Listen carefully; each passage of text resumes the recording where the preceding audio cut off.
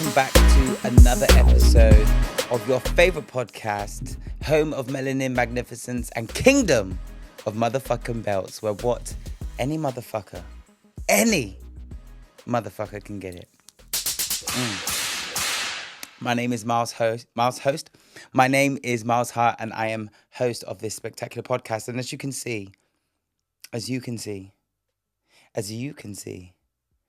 Big Purr, I'm somewhere new yet again. It's given immigrant, it's given traveler, baby. It's given gypsy girl, honey. But I'm somewhere new. And I'm very happy to be here. It kind of happened unexpectedly, where you've been seeing on all the reels. And if you watch on YouTube, I've been in a different studio. That's why you can't see my neon light, but the neon light will be back. It will be back very soon. But yeah, I was in a space. You know what? Let me leave that for how my week has been. We'll get onto that. But basically, I'm somewhere new, and I'm excited to be back. Now, I can only imagine that a lot of the new listeners, and most definitely some of the old listeners that have been, rocking with me for a while now, are here because of the post that I put on my Instagram regarding an incident that had happened. I didn't really go into too much detail for legal reasons, but I'm going to speak on what actually happened later on in the show. But yeah, let's just kick off the show straight away with the word of the week.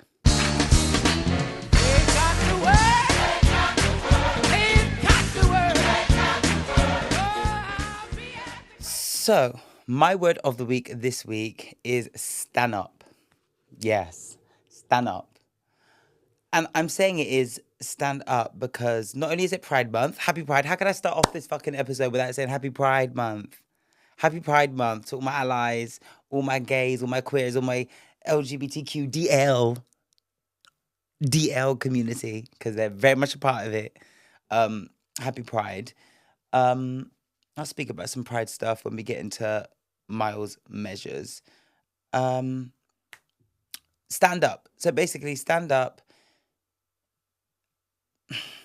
My word of the week is stand up because it was something that I had to do this week. It's something that I feel like, especially as a person of color and a Pride person of color, a black, brown, whatever you are, an LGBTQ person, it is something that we're called or forced to do sometimes, often, whether it's standing up for things that are affecting us directly or standing up against something that is happening to someone else in our surroundings, or standing up online to things that are happening elsewhere in the world that we can control. And standing up can be literally standing up and, doing whatever you need to do. Or sometimes it's just tweeting, sometimes it's donating money. It could be whatever it needs to be. But ultimately, it's making action against or for something that you believe in, or against something that you don't believe in. And that could be, like I said, things that are happening in Palestine right now, things that are happening in London. It could be a partner that is just trying you. It could be friends, family, anything, a job. This week, just think, no, I'm not going to stay sat down. I'm not going to take it lying down. Unless, you about that life. LGBT. Happy Pride, motherfucker. No, but in all seriousness, because this isn't Myles measures or get the belt. I'm being serious. It's word of the week. In all seriousness, it's about standing up and put your money where your mouth is and standing on business, not letting anybody disrespect you, not letting anybody try you, and just, for once, utilizing that thing that some of us have in the back of our backs, which is called a spinal cord. And I feel like not a lot of people use it. They talk about having it and they go, ga, ga, ga. But then when the shit hits the motherfucking fan hoe, where's that spine? Starts to get bendy as fuck. And all of a sudden you can't stand up straight. And I want all of us to this week stand up. Yeah, straight. And use that spinal cord that we have to not take shit. In the name of Jesus. In the name of Jesus. All my girls, and that's non-gender conforming. Just all my girls. This week, the word of the week is to stand up, because I'm standing up, and I know, so you're gonna stand up too. Period. Mm.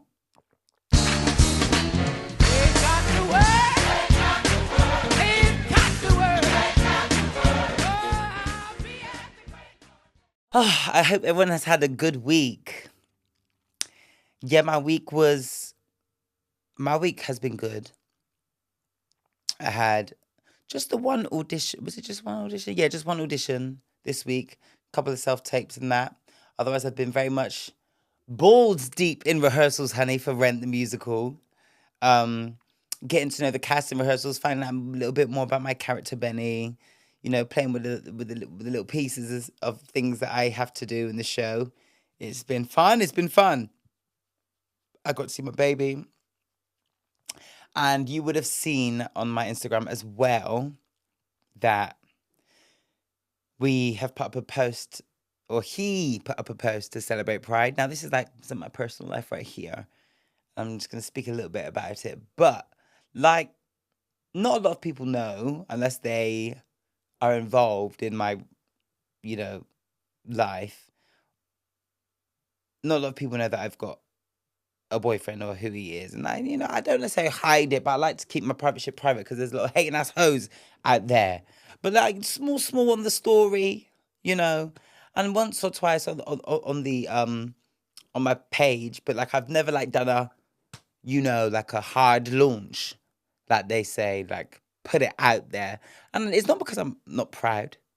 The furthest thing from him and I've actually had discussions where I'm like, I wish I could just post more about you, and I'd like it if you could post more about me. But I understand that he's got his things, I've got my things, and I very much know how the world can be. But he was actually a lot more scared than I was about posting anything, despite what he does for work and his beliefs. It would have been a huge step for him to really post his boyfriend. I'm his first ever boyfriend. It was something that was quite a lot for him. And when I woke up and got to rehearsals and it was Pride, I haven't checked my Instagram just yet, and I saw people in my comments like commenting on a picture, and I saw us. I thought, I didn't post that. Like, what in the world is going on? And then when I saw that was him, I got so emotional, baby, because like I said, it was something that he wanted to do but was struggling with, and that really had touched me and made me feel like, yeah, I love you, Dad. Ooh, it just made me want to do some things, honey. But in real talks, I felt proud of him because it was a Pride post, and I just thought it was beautiful. So that really was a nice little blessing in my week. It really was. And I'm trying to think what else happened, bar the bullshit, which we will get into later on. In terms of the things that had happened to me in Peterborough, I've just been working, man. I've just been getting to the money. Everybody mask. I just been getting to the money. I just been just rehearsing, eating good, going on my runs. The sun's very much out, even though it rained a couple times. The sun is out. I'm just trying to, I've been telling all my friends that I'm trying to have a body of a prostitute, a body of a hoe, but the mind and the heart, of a nun, honey. Like, that's how I'm trying to come this summer 2024. But otherwise, there's not really much to talk on until I get to that part. So with that being said, and hopefully understood, I hope everyone else had a great week. I saw some of you guys, some listeners, in the comments about one of the reels that I posted up, but we'll speak about that, about the Shaun T and the open relationship business. But we'll speak about that in Myles Measures. Because one of my pet peeves is when people comment on reels, on Instagrams, on tweets or whatever, without watching. I'm not even saying watch or listen to the whole goddamn podcast episode, but motherfucker goddamn, at least watch the whole 30, 40 seconds of the reel before commenting the things, when the things that you're saying I'm like allegedly not doing, by the end of the reel, I've done or I've said. But I love that we're communicating and that you're engaging. But like also engage well. Engage well. Don't just engage for engaging's sake. Like I appreciate the activity, but sometimes it can be aggravating. And whenever I do be speaking about the open relationships, you girls always go up. But like I said, we'll speak. We will speak about that in Miles Measures. Okay. Now, it is time for Melanin Magnificence. Now, melanin. Oh, let me just get my hair back because I don't know. I'm feeling. Do I put it up, half up, half down? Ooh, yes, girl. Or do I just leave it out? I don't know. I'll continue to leave it out for now. Right, let me come a little bit closer. Let me do Neo. Come closer. Right. So, Melanin Magnificence this week goes out to every single one of my motherfuckers. All of my melanated listeners, no matter how much or how little you got, as long as you have the DNA license to say the word nigger, then this is for you. If, and only if, you are proud LGBTQ person. Or, you know what? See, this is when I will get dragged. But you know what? It's fine. I was going to be PC and give it to everyone, and even the ones that aren't proud. But no, let me stand up in what I believe in. Hayaba Shata, word of the week. Stand up and say what I truly believe. No, I'm not going to give it to the closeted ones.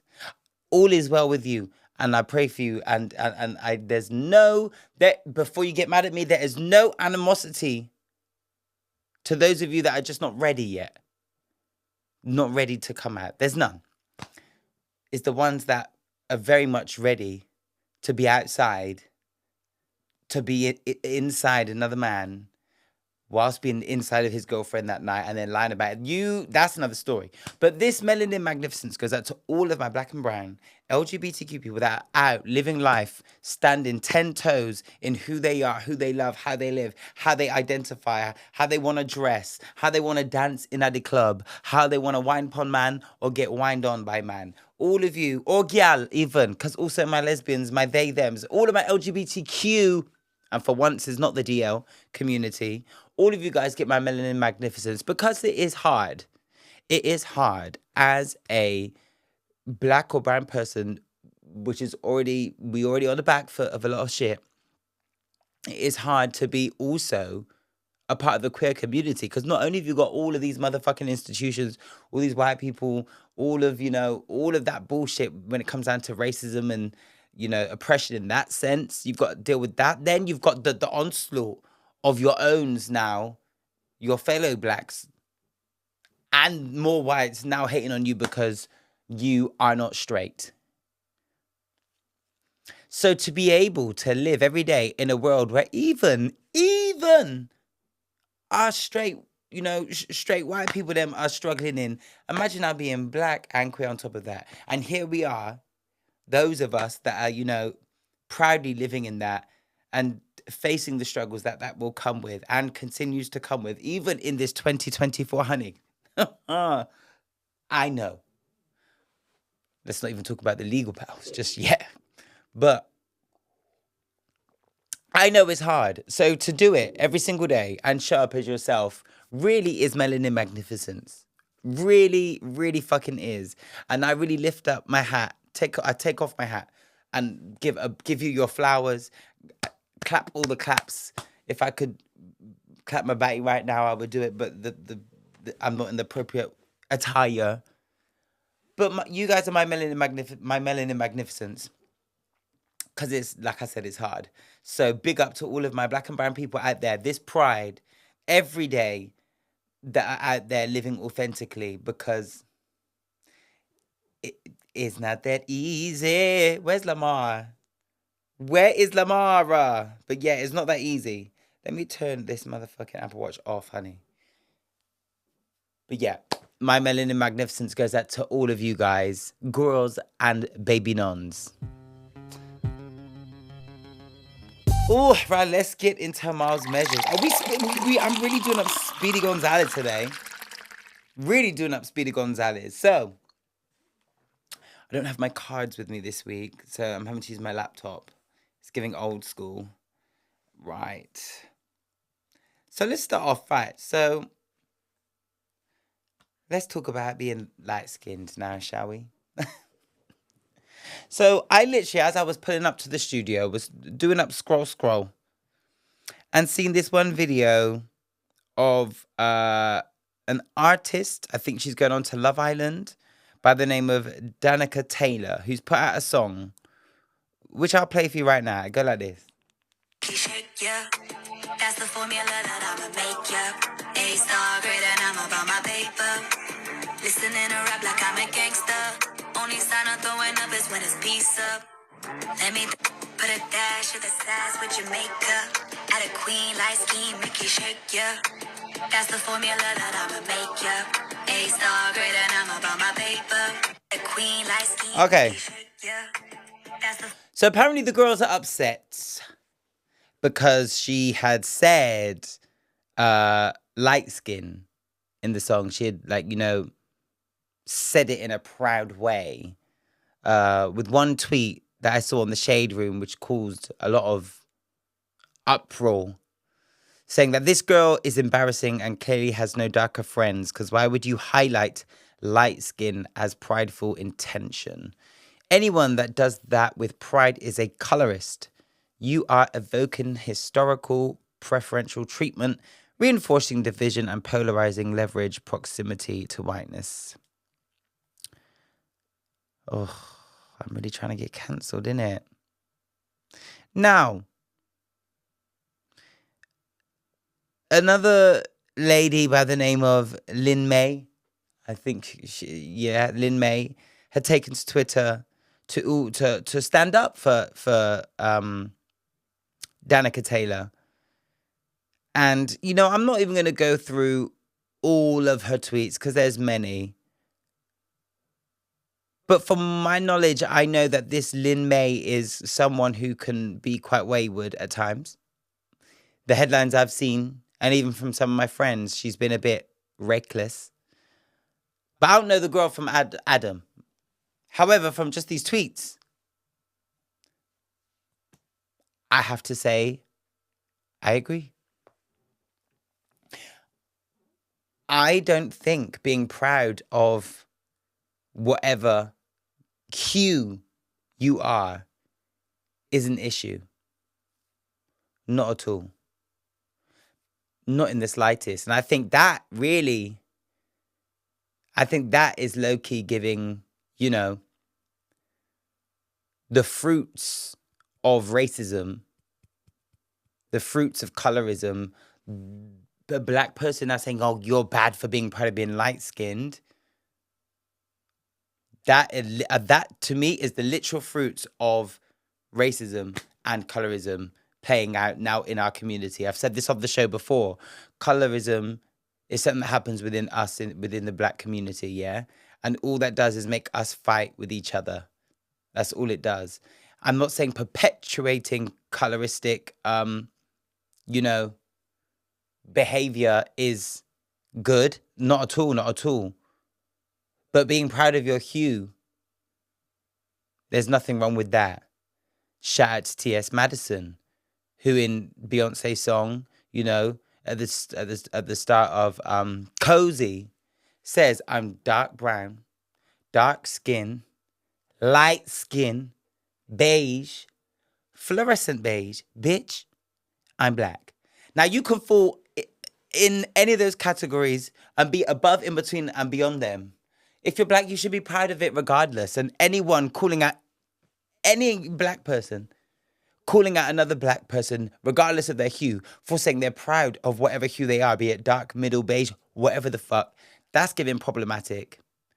That's giving problematic. And that is you also. I think Lin May, this girl, she went on to say, yeah, you are now making someone else, hate a part of themselves. Be it the light part, the dark part. The fact that there's only 30%, 70s, 50-50, whatever the fuck. The fact that you're now telling someone else who's also black, under what, no matter what shade they've got, you're now telling them, oh, you shouldn't be proud of that because it's closer to whiteness. Shut the fuck up, bitch. If that person that is, you know, boasting about being light skinned and then saying, yeah, and you dark skinned motherfuckers, ugly, whatever. If that is apparent in the song as well, you know what? Run that hoe, because I'm gonna run it with her as well. If someone is doing that, then I'm not here for it. But if it is literally just someone saying, you know what, I'm light skinned and I'm proud, but what is wrong with that? What is wrong with that? I'm light skinned and proud because the only reason why I'm light skinned is because I've got white and black in me. And I'm proud of that. Of course I would of course I would love it if I was a little piece darker, because you know it doesn't help with the wrinkles and stuff like that. But you know what? It's in God's plan, and I was meant to be this way by force. And I'm proud of it. You know, and if I was dark skinned, I'd be just as proud too, I hope. Because we don't live in a world that really encourages that as much as it could. Things are getting better, but we still got a long way to go. Shout out to Cassie. However, where we're at today, we should be able to be proud of our skin tone, regardless of how light or how dark it is. Especially within the black community. What I'm not in agreement with is the bashing of any hue, period. Or, you know, if someone is proud of their hue, bashing them on that. That shit to me doesn't fly. That is literally the reverse of you know, if someone was to say, oh, I'm dark skinned and I'm proud. If someone was to now start saying, oh, don't say that because what about the light skins? Someone's going to be mad. To me, it just doesn't make sense. I understand. Now, before everyone gets up in arms, I completely understand and have spoken about this several times on the show that, you know, as a part of white supremacy and things of that nature, I'm fully aware that one's proximity to whiteness and lightness comes with its benefits. 100%. But by nowhere, shape, or form does it now mean that you are not black and won't be subject to racism. It doesn't mean that. Just this week, I was very much a victim of a crime, which I'm going to be speaking about. I stand with my dark-skinned people, Dems, but I stand with them just as hard as I do my light-skinned, because we are not a monolith, but we are very diverse. And we shouldn't be bashing no one for being proud of the percentage of melanin in them. And we shouldn't be rating it on, oh, you're not black enough this bit. Swallow a dick. Swallow a dick. If no one isn't harming you, if somebody isn't, you know, perpetuating white supremacy, but if they're just being proud of what they've got in them, would you prefer it if she didn't like the little piece of black the bitch had up inside of her? You would still have a problem. You would still have a problem. So all of this, you're not black enough. All of this, oh, you should be proud you light-skinned. Yes, the fuck, she should be proud.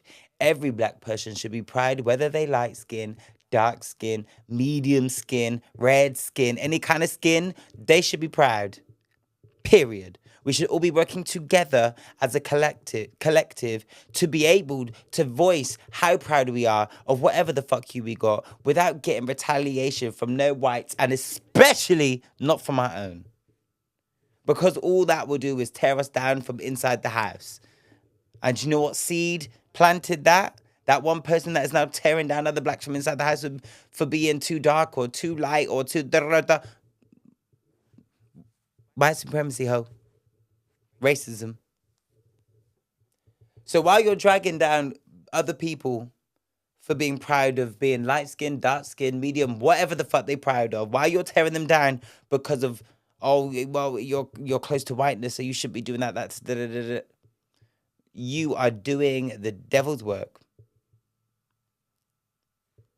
in my opinion. Because to my knowledge, what I've heard from the song, she's not cussing at any dark skinned girls. She's just saying, I love being light skinned or whatever the fuck she is. Should she not? Should being light skinned be a curse? Is that what you want it to be? Are you saying you don't like interracial couples and you don't like their offspring? That they should not be proud of who they are and their heritage? Is that what you're saying, or is that what you're suggesting? That shit doesn't sit well on my spirit.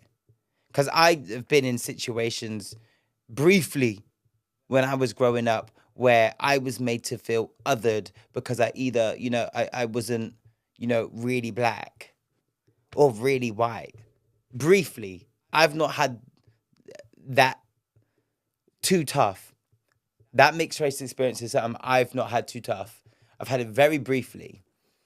But I've seen and hear lots of stuff like on the internet where people do, especially light skinned people are othered. And I get it. There are many, many, many wild light skins out there that don't, like that HT guy that said HS or HC, that light skinned boy that talks madness. He pretty, but he talks dumb, which makes him ugly. But he talks of madness, and I get there's a lot of light skinned people out there that don't be representing us well. They don't. Your Love Island people, them, or your random influencers. But this girl, to my knowledge, hasn't done no wrong or said any wild shit.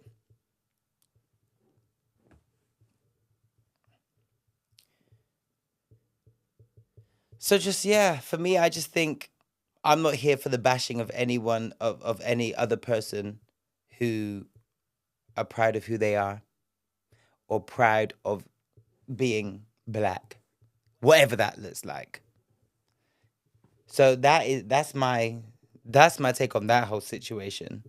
Lynn May, one of the things she did say, um, is that she said, I can admit growing up in black spaces in the UK, I was made to feel guilty for being mixed raced. Many of us accepted disrespect towards our non-black side and we laughed along, but not now. I'm proud of being mixed. I love my skin complexion and I wouldn't have it any other way. Mixed people need to stop apologizing for not being fully black and carrying around guilt because we have white in us, regardless of colorism in various ethnic communities. We should call it out, but it is not our fault. There is a negative complexion hierarchy of preference. And I completely agree with that. I completely agree with that. The only reason why there is this negative connotation with the darker you are, the worse you are, or the closer you are to being light or white, the more desirable or whatever the fuck you are. That is not our fault. That is the fault of racism. So ultimately, if colorism has been born out of racism,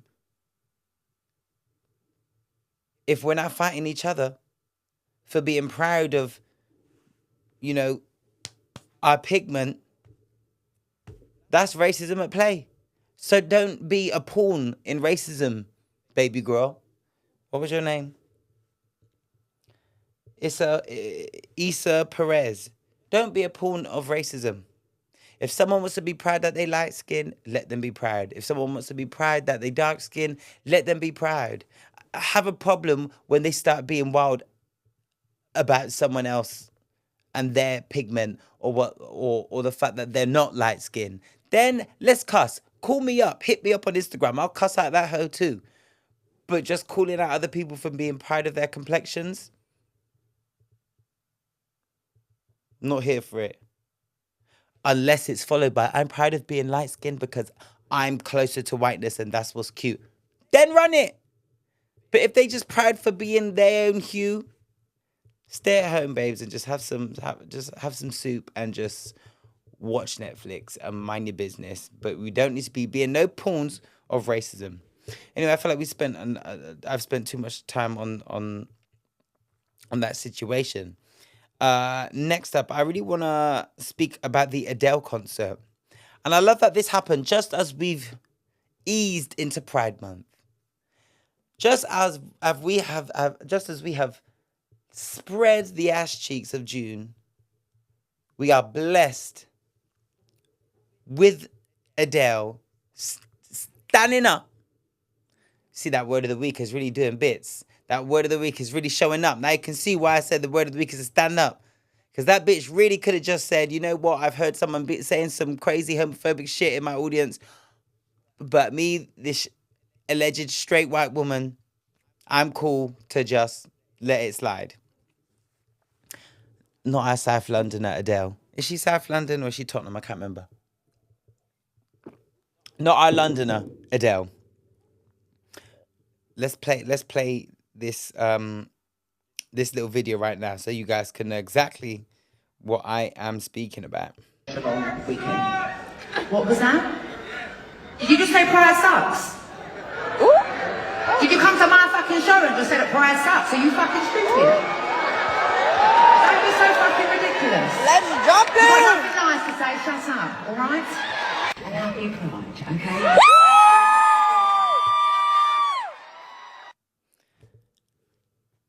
A baby girl, a gangster, a G, a real G.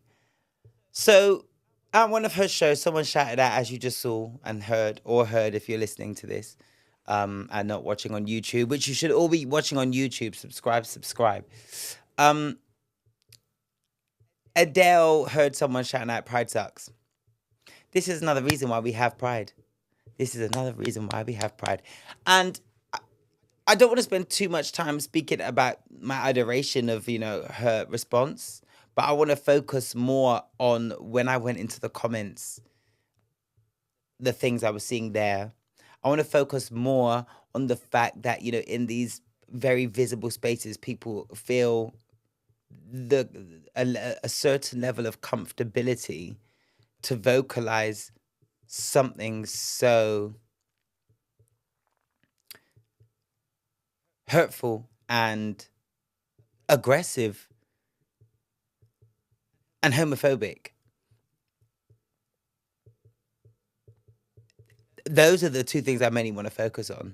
Now let's start with some of the comments. I can even do it right now with you. One of the things off the top of my head I remember seeing is some straight people in there, but I can only presume they're straight, saying, but Pride is stupid. Why don't we have a straight one? This is it. It's true. They're force feeding everyone. Can we start a straight Pride and do the same? If their movement is all about inclusion, where is the H or the S for heterosexual or straight in the alphabet agenda?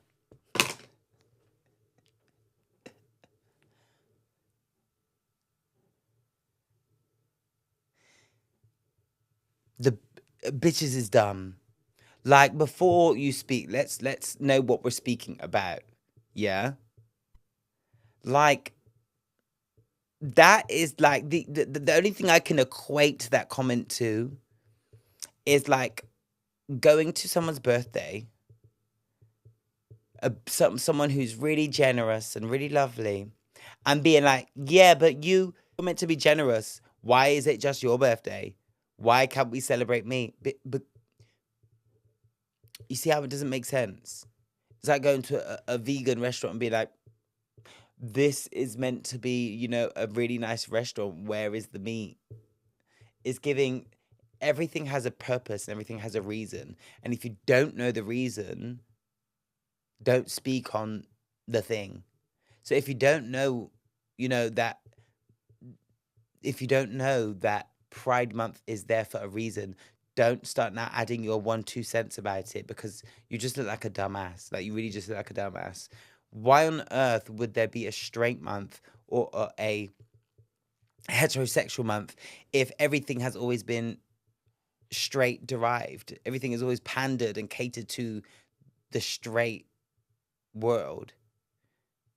There's never been marches of straight people saying, we are being killed. Straight people have never had to fight for the right to get married. That's always been a norm. There aren't countries in the world where to this day you can be executed because you like to put your penis inside of a vagina.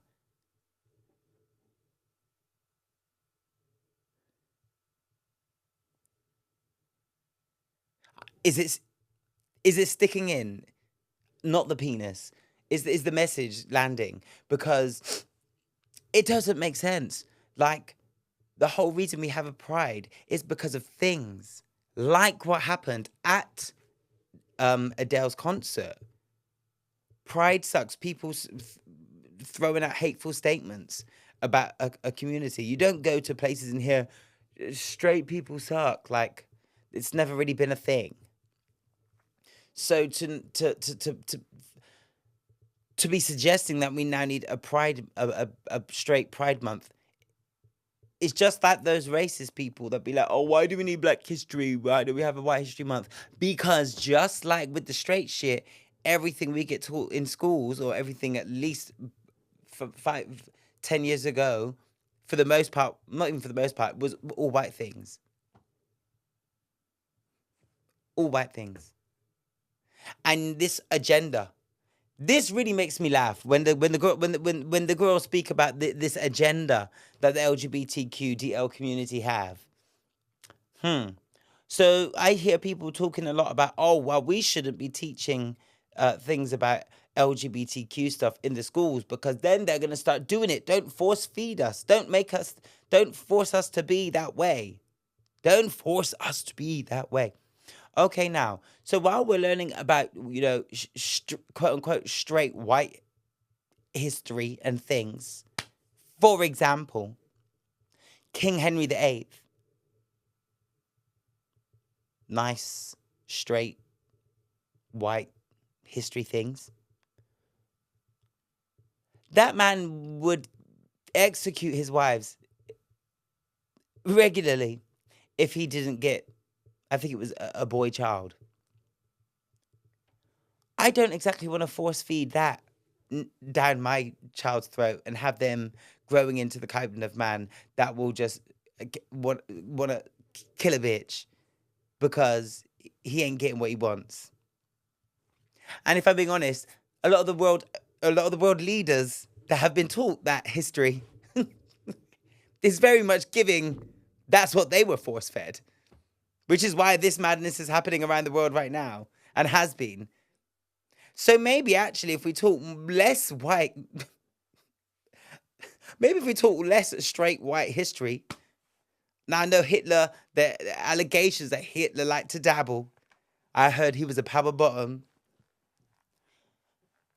But alleged straight white history, Hitler killing all these people. The genocides of that, killing the Jews. That's what was force fed to us growing up. And what is happening in the world now? Hmm.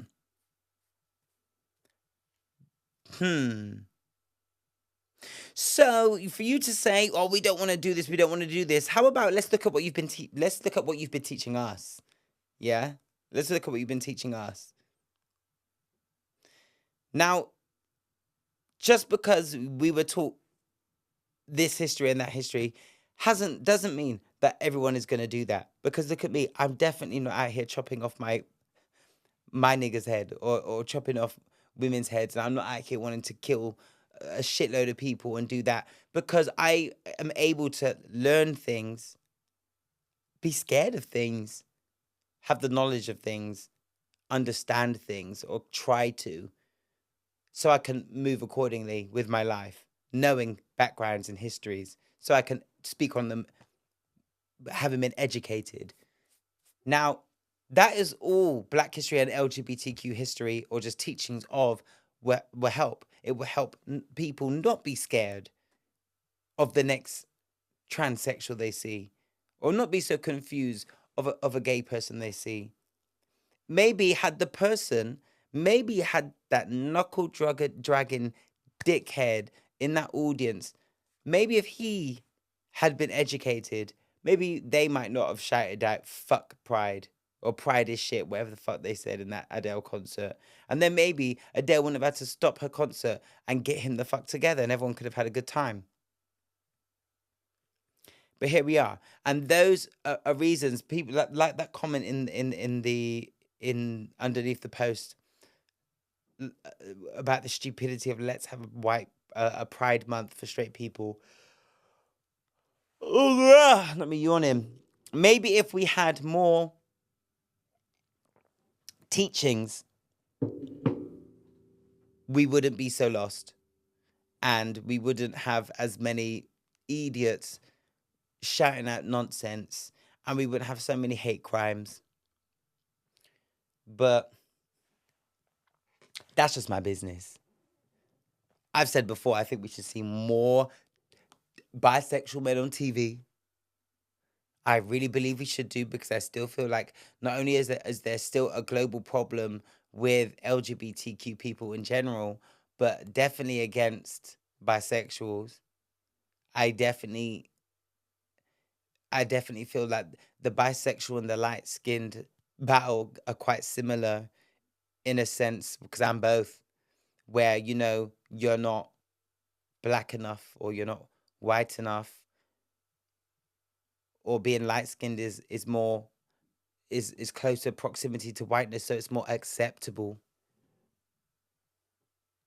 with this whole narrative of, oh, when you're bi, you're not really gay, but you're not really straight.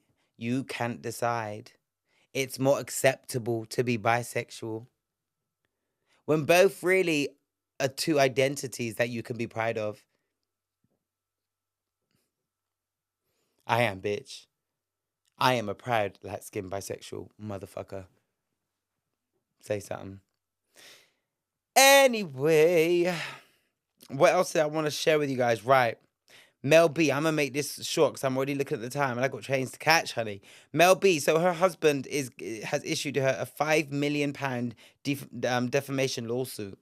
Now, I know that we had seen Mel B, I can't remember if it was this year or last year, speaking about how she had been a victim to domestic abuse and domestic violence in her previous relationship. I think Mel B had actually written a book about it. She's done lots of press around it. Now, like I said in the last, or one of my last episodes, I like to keep at arm's distance. Like, if someone, I'm not calling no one a liar. I'm not saying, yeah, for sure. Let the shit run in court, and then let's see what happens. Because motherfuckers can be surprising you left, right, and center. So if I know facts, or if I know someone personally, or I know there's been a track record there for X, Y, and Z, if I've got a little bit of an educated, backstory to something that's going on, I might have a stronger opinion. But if I really have no clue, then I'm not saying, yeah, they definitely did. No, they don't. I think both parties will deserve the respect. I'm going to still talk some tea. But both parties deserve the respect until a verdict has been passed. Now, I'm unsure. I've not really been keeping up with Mel B like that, but I'm unsure whether her lawsuit, whether she had one or not against her ex-husband, whether she won it or not. But I'm presuming no, if someone is now, sued you for defamation. And I don't know how Mel B's accounts is set up, but I know it's Pride Month, so it's given, if she can win this case, lit. If not, you better start booking some gigs, because that's a whole lot of money, sis. That is a whole lot of money. I'll keep up with that, but yeah, Mel B is getting messy over there. Right. Last week, right. So last week, I spoke on Shaun T and his husband Scott's relationship, how it was open and stuff. Now, like I said prior in the conversation, I really need you guys to start listening to the full episode. I need you guys to start listening to the full episode before you be in the comments. Now, I love my listeners. I love my listeners. But sometimes you be too fast.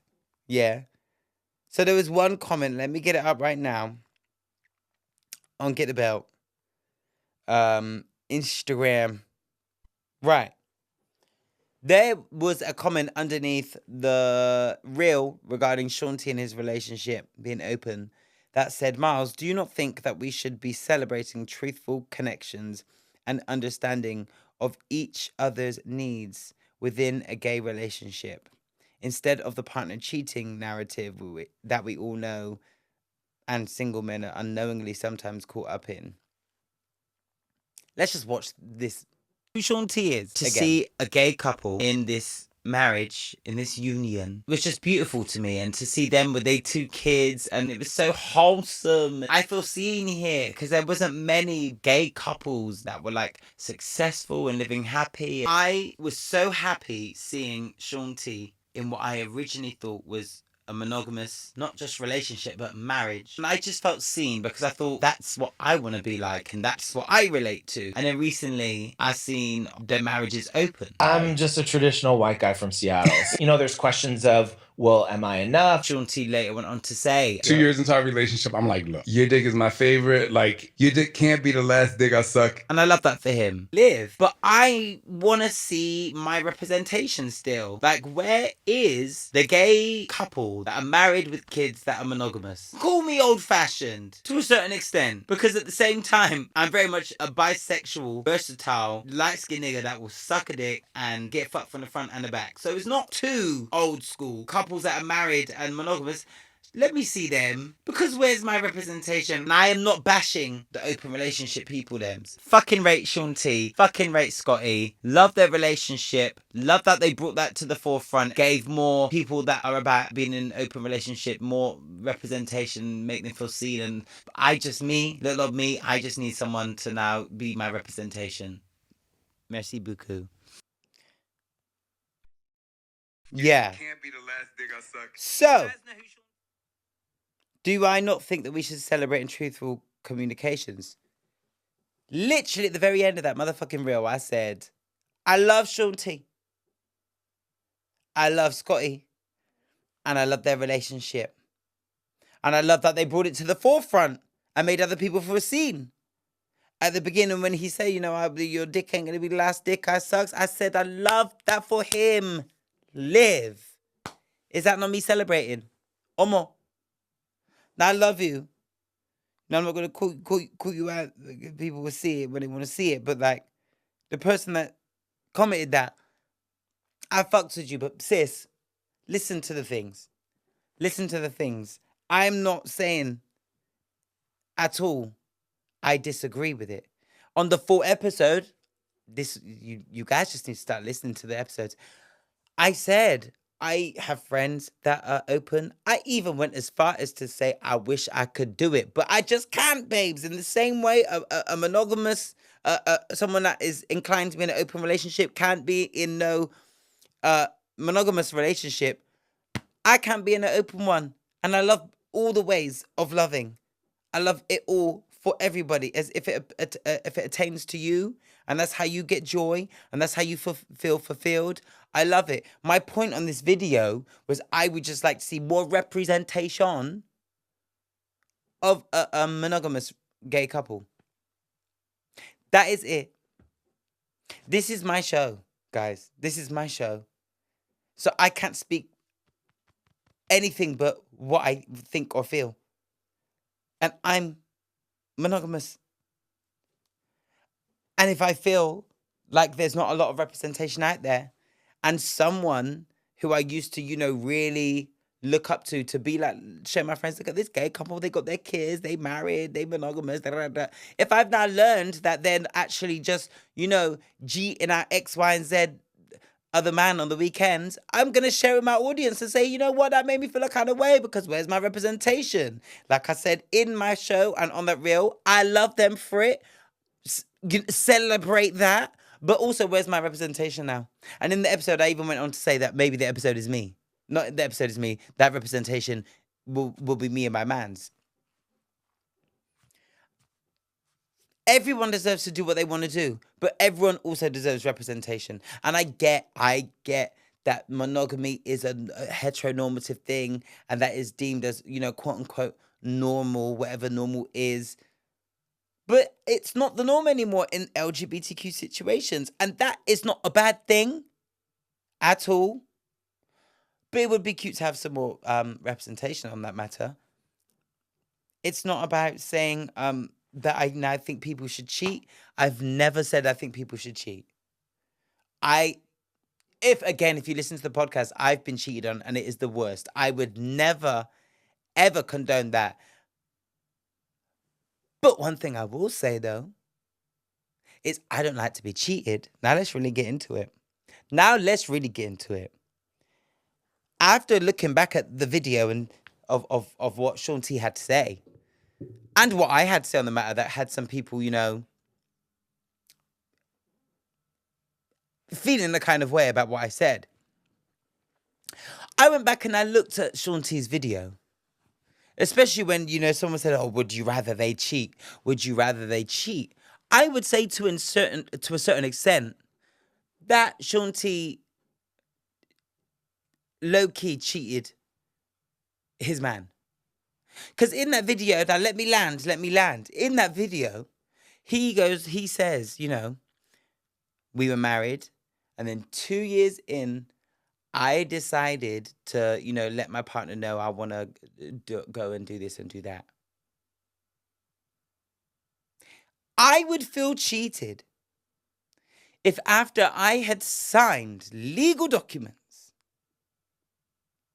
moving into my nigga's house, opening shared bank accounts, to my knowledge, 2 years into this marriage, to my knowledge, the only thing we would be sharing is these bank accounts, because that's what you promised me.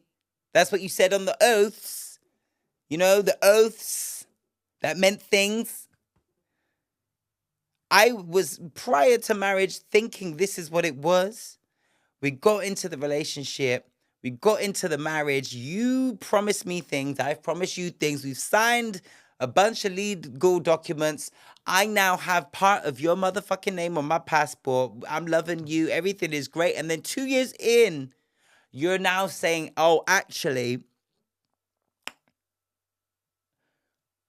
I want to open this up. I would feel cheated. Now, I'm not saying no one can change their mind. Absolutely. Someone can change their mind and, things. But if we're going to call me out for saying, oh, should this not be celebrated? Should, we shouldn't just be cheating. I would feel, Myles Hart, would feel a little bit cheated.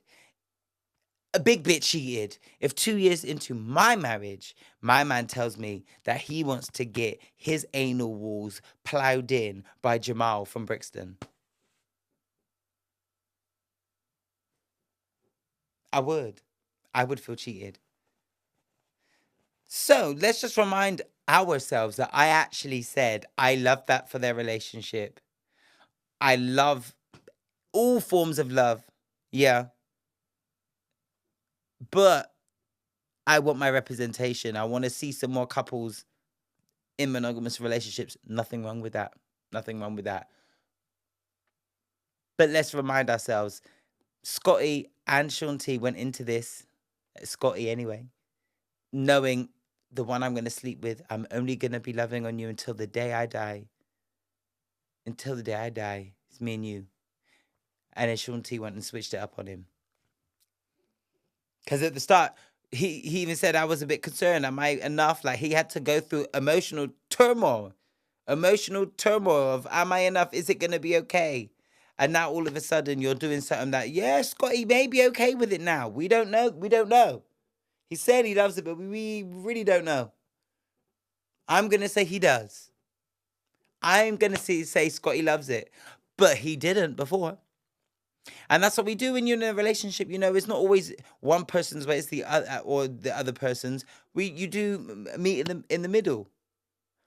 But that is a big shift from being married and, you know, having this expectancy that, you know, we've been together for however many years before we get married, and I've been married for 2 years under the oath and the impression that we've both communicated to each other is going to be us. And now all of a sudden you want to go and say, 2 years after we've got married, 2 years after we've got married, now you want to tell me, well, yours can't be the last dick I suck. Bitch, I would like you to have told me that before I signed them legal documents. I would have loved for you to said that on one of our dates before you proposed.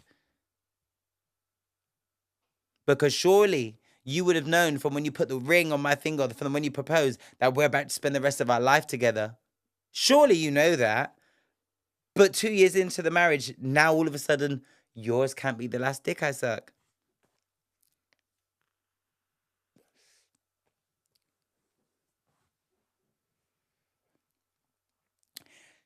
I implore everyone to listen to the full episode of the podcast before commenting. That's what I'm going to say. Right. Is there anything else for Myles measures that I wanted to talk about? Nope. Long story short, there was a protest that happened that had in London that had lots of people in the streets saying some really dumb shit. They were in support of Tommy Robinson marchers led an anti-Muslim chant in London. They were saying things such as, "Who the fuck is Allah?" And that included children saying this. And one of the slogans said, "This is London, not Londonistan," which I presume is a play on words for Pakistan. One thing I find really ironic, like, yep, freedom of speech, all of that, but that's hate speech. That's Islamophobic. That isn't legal. I just find it really ironic that half of those white people with those signs saying this isn't Londonistan are probably the same motherfucking people that really enjoy a cheeky curry on a Saturday night.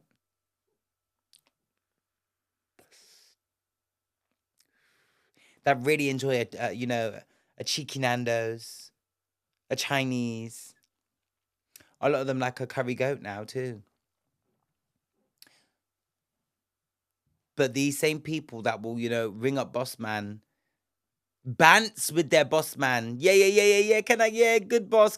Yeah, give me the usual, bro. It's the chicken korma. You don't like, don't like it too spicy, bro. Like the chicken korma. Get me a naan, cheeky naan, yeah, and some palau rice. Yeah. Go on. Poppadoms, yeah. Oh, wicked boss. Them same ones that love a cheeky curry will be in the streets saying this isn't Londonistan, whatever the fuck they were saying. One of the things I've realized I love about London so much is how advanced London is. After going around and seeing my boyfriend on tour and going to different parts of the UK, being from Bristol myself, Bristol is quite an advanced city, but it's not London. Nothing compares to London. Nothing compares. And nothing really does compare to London. After traveling this here UK, shithole. And one of the things that makes places like London, specifically London, so advanced, so great is the diversity in it. It's the blacks and the browns and the Pakis and the all of us that are here that you guys love to hate that make it so good. All I know, they was chanting shit like, "Oh, give us our country back, give us our country back." If we took everything of ours and we up and left your country, your guys' Deliveroo options on your Saturday night and Friday night would be quite dry, babes. Quite dry. You guys, once you've gone on your nights out and Becky's walking, with no shoes on her foot and she cuts up her feet because she's walking like she's in a spa somewhere, cuts her foot on glass, ends up in A&E. Good luck in that hospital when all the Asians are out there, when all the West African nurses are out of there. good luck. Like, if we actually really leave this place, London will not shine as bright as it does without us. Trust me. Trust me, I know. I live here. And then I've gone to other parts of London, of England, Peterborough, you know, where else have I been? I've been up and down. Many of us have. And Deliveroo, if you want to get from A to B, good luck. Not Deliveroo. Uber, getting a cab, quick to come like that. That advancedness, good luck. Good luck traveling. When you want to eat some tasty seasoned food, good luck. It's going to be Toby Carve's, babe. No more kebabs, no more Indians, no more pizzas. Like, it's going to be fish and chips till the cows come home. Yeah. It's just the uneducatedness of it all. Like, is you really not seeing what is actually in front of your eyes? Like, not really taking stock of what this country that you love so much, what you love about it is actually us. Because you remove us, babes, it's bland. It's bland. You, your potatoes, your farms, and your racism left. Even this vape, and this is not even an ad, but I tell you who sells me these on a regular basis, and I really appreciate them because they give me good price too. Hey, EBB, Ashata. But yeah, having children shouting out these kind of things, you're just setting the country up for more mess in the future, more fights, more feuds. It's just so dumb. It's just so dumb. The racism that England has so obviously yet wants to say it's not there. It just blows my mind. It just blows my mind.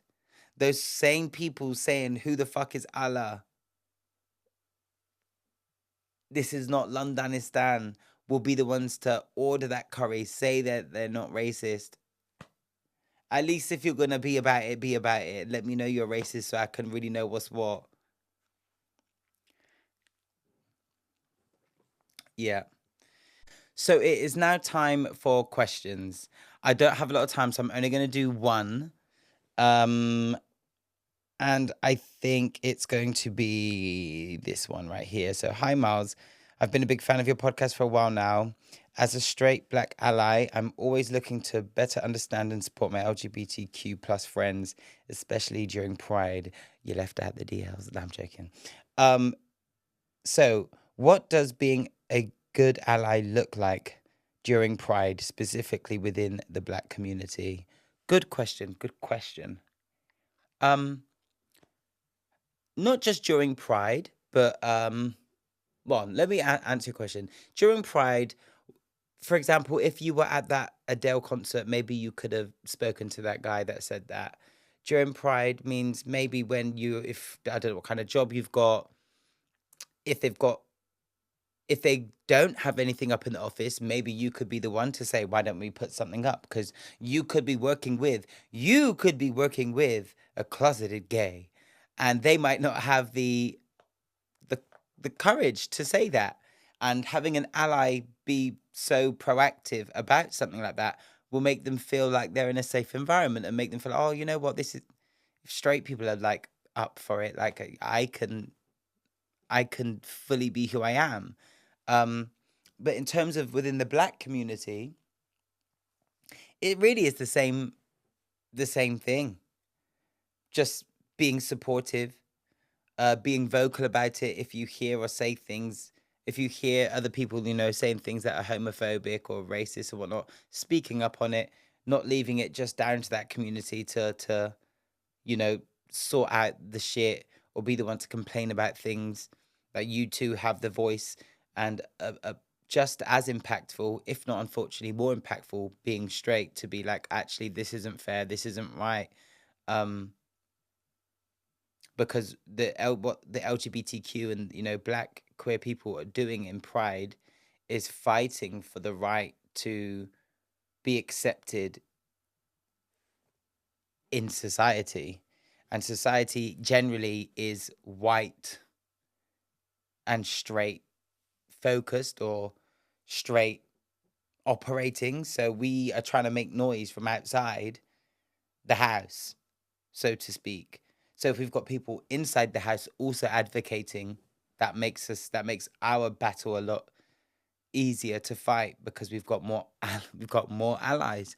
Um, so yeah, it's just about being supportive, about being vocal, showing up, all the things. But yeah, just continue to support. Really, I feel like that was a shit answer, but in short, it really is.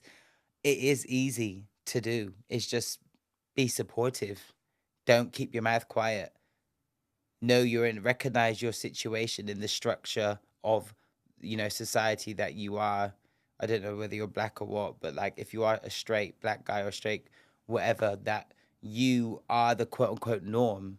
So if you're also advocating for us and people from my community, it just makes it a lot easier for us to fight our fight. I hope that answered your question. Okay, I'll do one more. I will do one more.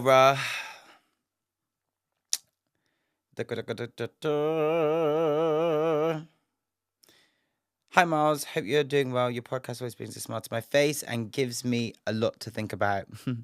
Pride is always such a joyous time for me, and I think it's important to balance the celebration with reflection. So I have this question for you. What are some of your favorite Pride memories or events that you've attended? Thanks for everything you do. Everything you do. Cheers, Andre. I'm presuming you knew I was going to read out your name because I did. Some of my favorite events. The first time I went to Black Gay Pride, that was so lit. Like I'd gone to Pride before, but I was in a show at the time, so I couldn't really drink too much, or I went for a little bit in the day, but then afterwards I turned up, and that was fun. But it felt like a regular turn up. However, when I went to Black Pride on Sunday, shout out to the people at Black Pride. Shout out to the people at Black Pride. Shout out to my sis, Lady Phil, Josh Rivers, all of you there, Chloe, all of you. Yeah, that event was just so lit. Like it felt like the community that comes with being queer and the community that comes from being black. Those are two separate communities that when they come together and do come together with certain individuals, like any queer person of color, when they come together, wow, you just feel like you're at a family function, except for a family function where you don't have to pretend in front of certain aunties or uncles. Not that I've ever had to do that, thank God for Jesus, but it was just such vibes. The food was lit. The music was lit. The vibes were just on point. Like Black Pride is the pride. Black Pride is the pride. Like regular pride, like cute. I like to drink. I don't do no drugs except for a little piece of weed every now and then. But like I don't do all that hard stuff. And I feel like the regular pride is a bit too strong in sense of like, I feel like a lot of people like sometimes are heavy on the drugs. The music's a bit or like Barbie Girl for me, and there's not many food stands. It's just more like just get drunk and enjoy, which is great, which is cute. The message is there, love it. But Black Pride, there was just more seasoning.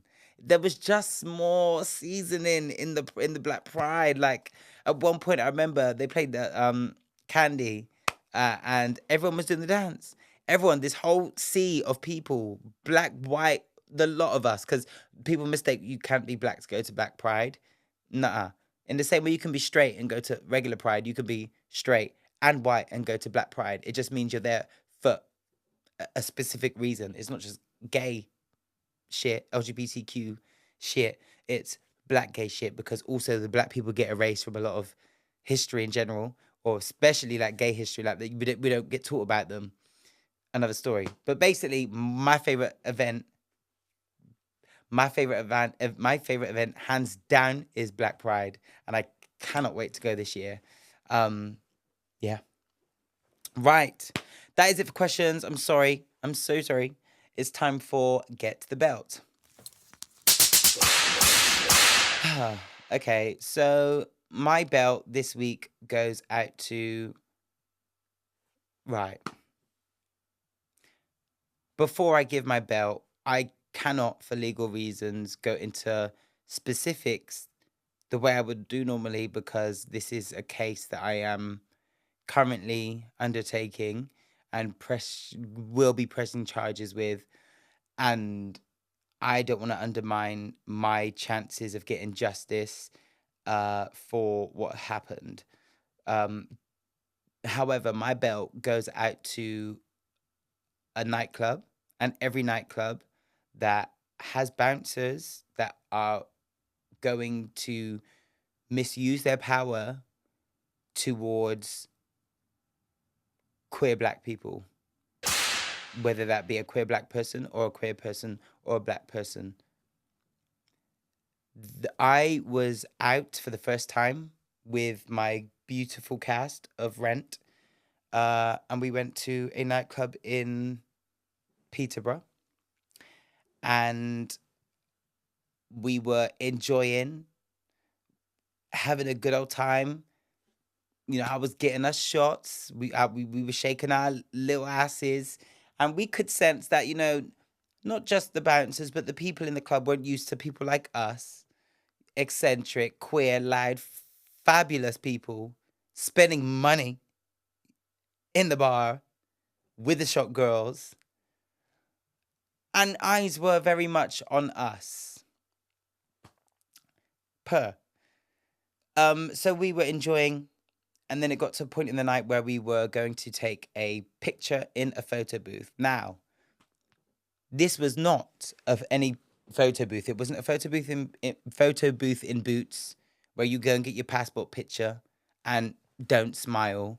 It was a photo booth in a nightclub where people are drunk. So we were intoxicated. We weren't stumbling all over ourselves, but we definitely were a couple shots in. We was having a good time. We was feeling loosey goosey, honey. And anyway, we get into the photo booth. They're like, let's take a picture. And I went and I sat in this photo booth at the very, very back, right at the back, with about 4 or 5 different people in front of me. So it was squashed. I don't know if you've ever been to a photo booth before. I have in Soho House, and we've all crammed in and we've, you know, done our gig. This is what was happening in this photo booth in this club. There was about 5 people in there, 5, 6, I can't quite remember, in there with me. And I think there were 2 other black people in there with me, and the rest of the people were white. And I was at the very, very back. I now had been in this. We were now in this photo booth, about to take this picture. Someone had paid for it. We're about to do our little poses, whatnot, and then I just hear a voice, "Get out! Get out!" I was like, "What is going on?" So I look at, and there's this white bouncer, um, just looking really mad at life, like really mad and angry, and I didn't understand why. So we're continuing to take the picture. He's like, get out now, and he's looking directly at me. I'm like, well, there's lots of us in here. I don't know why you're just looking at me to tell me to get out, especially when I'm at the back. Surely the people closer to you would be the people you want to get out. But I just ignored it because I thought you can't be speaking to me because there's so many of us in here. Anyway, he now starts banging, like whacking the camera of the photo booth. I'm presuming the intentions were to stop the photo from being taken. But then again, I'm like, if you just wanted to stop the photo being taken, you would just cover it and not bang it with the force that he was using. It was giving he was trying to instill fear into me and anyone else that was there. So he's banging it, bang, bang, bang. And so I'm just like, not the bouncer causing damage to the property of the club. Like, how does that work? My guy didn't like that. And that's when he decided to reach his long arm, past everyone that he had been allegedly telling to get out of the photo booth, stretched over, grabbed me by my neck, and dragged me over all of my colleagues and my friends that were in that photo booth. Other girls, other people that were involved in the situation, my lovely cast, saw this, didn't understand why such excessive force was being used. They didn't understand, and neither did I understand why he grabbed me by my neck, and why he would have chosen me as opposed to all the other people that were in front of him. But he grabbed me by my neck, pulled me over them. They were trying to get him off. Their attempts at getting him off of me were ignored. I think they were just pushed away, and then their full attention was just on me, and they'd taken me out, this bouncer, and had now put me up against the wall with his arm like that up against my neck, and I was struggling to breathe. So I had to do a little and just say, yo, back up off me. There is no need for such force. Like, I'm not hurting anyone. I ain't swearing at no one. I've not broken it. I've come in here. You don't need to be doing all of that.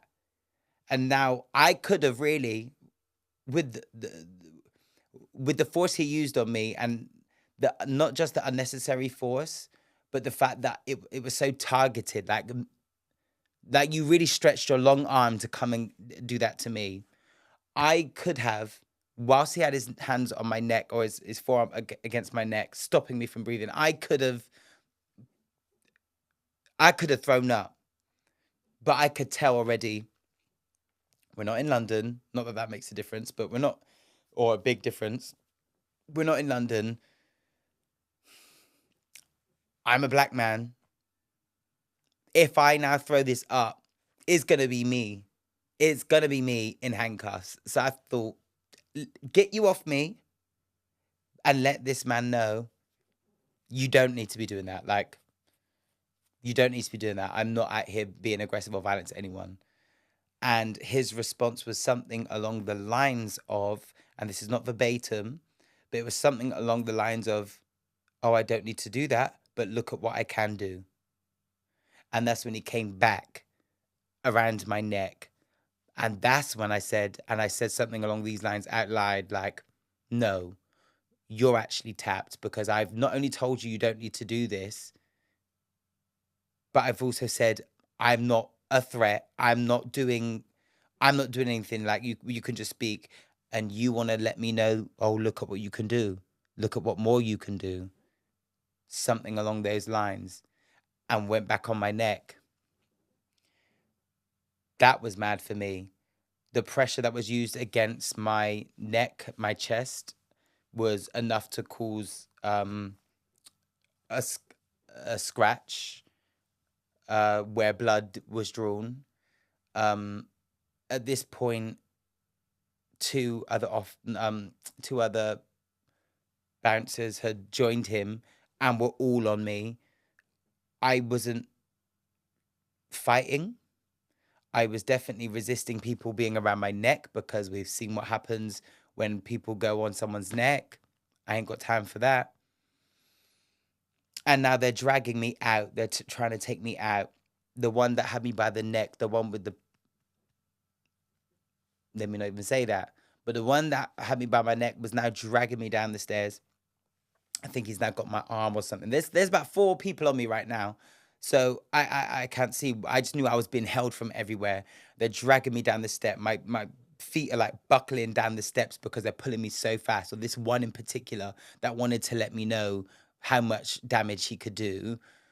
He's dragging me down so fast. But then I've got 2 other security guards on the other side of me be like, slow down, slow down. And I was just like, bro, I'm not the one setting this pace here. Like, I'm not the one that is leading this. You need to chat to your brethren, because he's the one that's on smoke. Like, no one else has actually been on smoke this entire evening except for your brethren. So check him.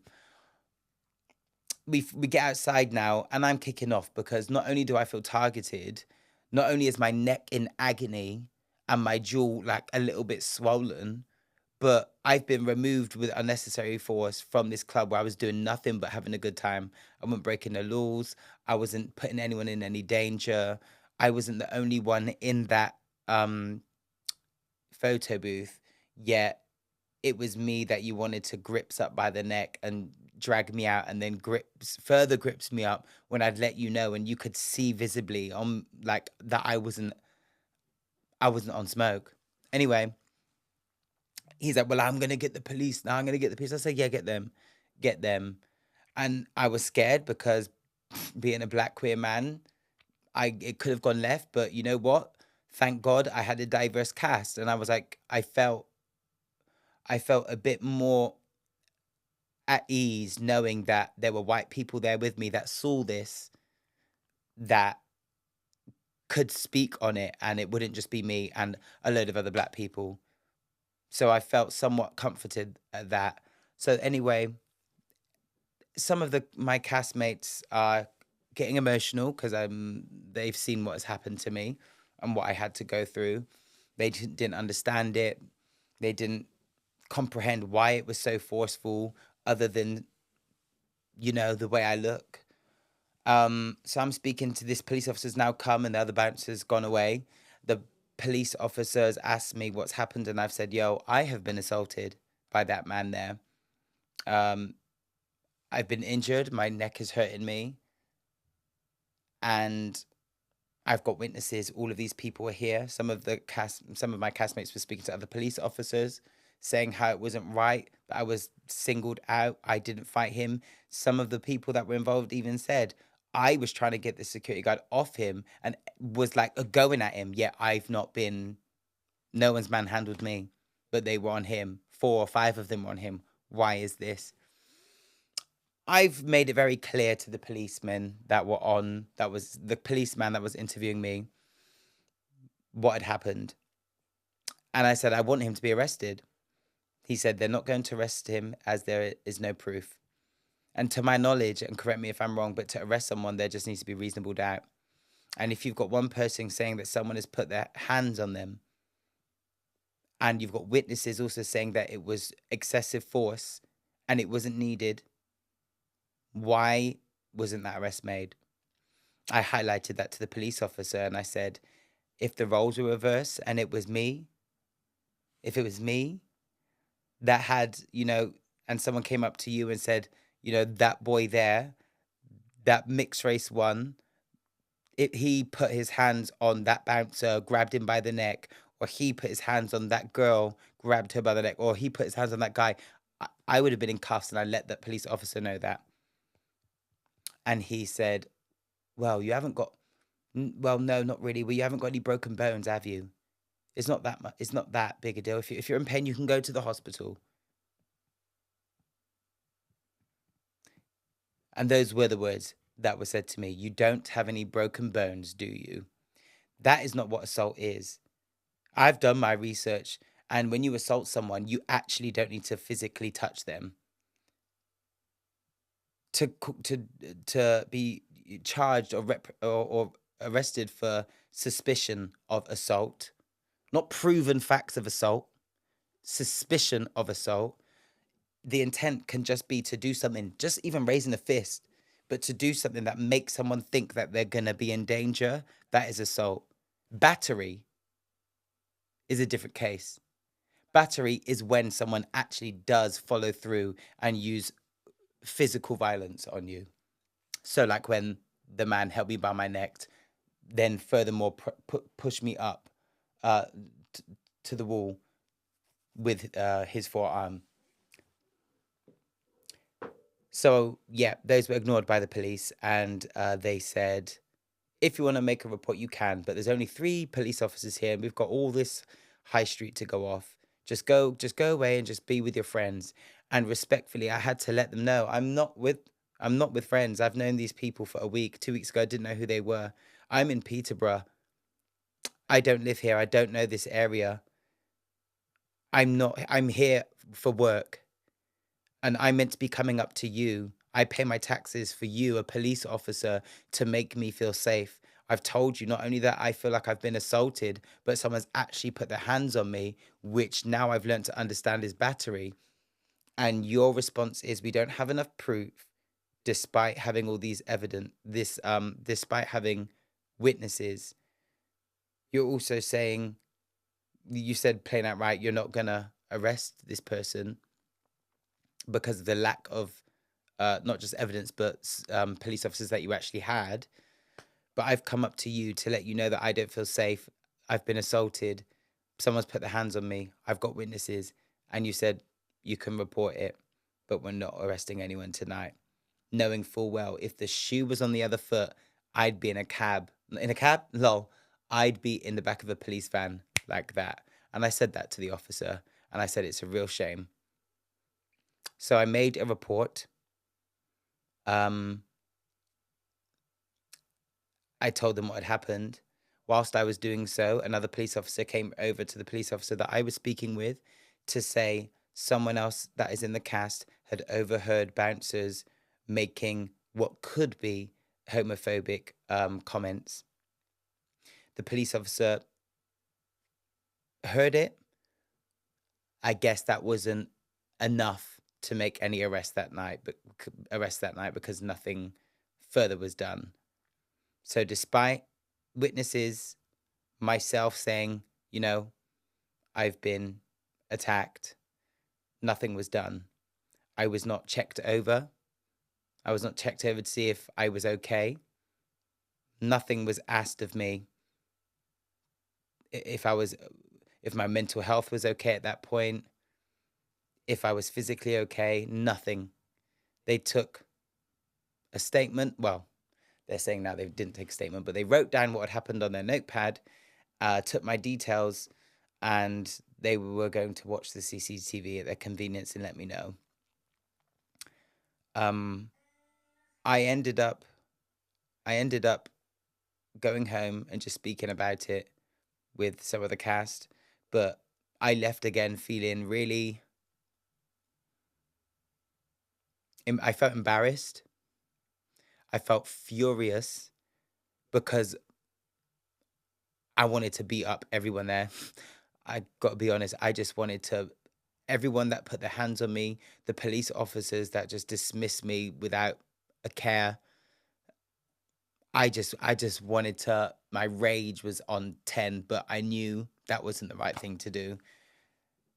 To see my other castmates, a few of my black castmates and a few of my white castmates being so distraught and crying, I felt guilty. I felt like it was my fault. Obviously, I knew in my core that it wasn't because of me, but because I was the epicenter of it, I felt I did have a bit of guilt on my chest that evening, and it just really ruined it. And it reminded me of all of the other stories I've heard from my boyfriend, from friends, from just reading on Instagram when I hear about black performers, queer performers. And when I say black, I mean mixed, light skin, dark skin, all of it. When they travel the UK, shit goes down. It doesn't get handled well. And it just made me so angry because it's not a new thing. It's actually something we expect as black performers when you book a tour. Get ready for the abuse, get ready for the racism. And it's just a shame that, touring companies don't take this into consideration when hiring their performers, their black performers. And something needs to be done about this. Something really needs to be done about this. We can only be having conversations with cast members when they're in quote unquote dangerous areas, which often than not tend to be diverse or black areas, where they will get a talk before they go to that specific location to travel in groups or hold their phones. Because where are your conversations to the company when you go to places like Peterborough, Blackpool, Sunderland? Where are the conversations pre-touring to let them know you're going to be safe on the measures that they're going to take. Now, I'm very grateful, so grateful that I've had a company that put out a statement within 24 hours saying that they didn't agree with it. And they let me know as well that they're going to be there for me if I need legal help. They've got lawyers. They're ready to speak to the council. They're ready to do the things. It was not just a post. They're really about it. And I really am grateful for that, because it was also something I didn't have to ask. That was brought to me. So I really applaud them. Thank you so much. But I am taking this further. I'm already facing lots of difficulties in acquiring the CCTV. Even though it is my right, the club are saying they don't have the facilities to blur people's faces that are in the CCTV that aren't related to the incident, so they can't give it to me. Only the police can request it. The police are the people that told me to email to get this. When I've been rejected it because the club don't have the facilities to, allow them to grant me my right to sing information and data held about me. They've told me the police need to get it. I've said that to the police. The police have said they're not going to get it. And if I want it to follow this link and this link and that link, and it's already giving, this is going to be an uphill battle. And it's an uphill battle that I'm prepared to climb. But I don't want, neither do I wish for anyone else to have to go through this again. So I appreciate everyone that shared my post. That fucking bouncer can get the belt. That establishment can get the belt. And the police that fobbed me off that night can get the fucking belt as well. Like, you're all jokes. You're all jokes. But I'm okay. Ain't nothing but a little scratch. My throat was really quite sore. I was unable to sing. My jaw was swollen and I couldn't really chew for like 3 days. But I'm on the mend. But this is really bigger than me now. This is really bigger than me. I'm going to make sure I get justice, but I will be making this a mission of mine to really not only raise awareness, but get something done so that us as Black performers, when we go on tours, we're not going to straight away think, here we go, racism, but we can know, okay, things are being done. It's not just going to be allowed to happen, have a moment in the press and die off. No, we need to make a change. And these little cities, they need to step up their pussies, because you need us to help your economy. You need performers like us in your cities to bring life and the vibrance to the clubs, to the theatres, to tell stories, to entertain you guys. Let's not forget that. Let's not forget that. And the producing companies, the production companies, the theatres, the directors, you guys need us to put on your show. So don't talk about it, be about it, and let's make a change. So I'll be putting up more information when I have it. And I'll be updating you on the podcast as much as I can legally in terms of this fight and this battle. If you want to help me with any legal advice or in any kind of shape or form, message me, email me, or email the show. It'll make its way to me quick. And those are the people that get my belts this week because they fucking tried it. Yeah. I'm just glad that I managed to get through that without getting emotional, man. Oh, Jesus. Well, thank you so much for listening. And before I close off, another huge thank you to everyone that shared that post, that supported me, messaged me. I'm sorry if I haven't reached out to everyone that has messaged, because I've had quite a few. When I say my numbers went from people, 10,000 people looking at my Instagram profile to 101,000 with that. And the messages have been a lot. And I'm grateful, because all of us together working on this, we can get shit done. And the table is definitely being shaken, and the table will get turned over by the end of this. So thank you so much for your support. I know that this is so much bigger than just me. This is about us. Thank you for listening. This is or watching. If you're watching on YouTube, thank you so much. I gotta run and get a train now. I gotta go and see my mans, honey. I gotta go see my mans. And then I've got rehearsals tomorrow and some press, which I'm excited for. Yeah. If you have any questions, make sure to send it into contact@getthebeltpod.com, or you can send us a little DM or whatever on Instagram. Make sure you're following all the things, guys. Instagram, Twitter, YouTube, TikTok. Engage with the things. But like I said before you engage, watch the whole damn reel. Watch the motherfucking episode before you comment, ho. But other than that, it's all love, honey. Right. I gotta get out of this bitch. Thank you so much for listening or watching. You have been watching or you have been watching or listening to the podcast that is known as Home of Melanin Magnificence and the Kingdom of Belts, where any motherfucker can get it. I'm your host, Myles Hart, and you have been listening to Get the Belt.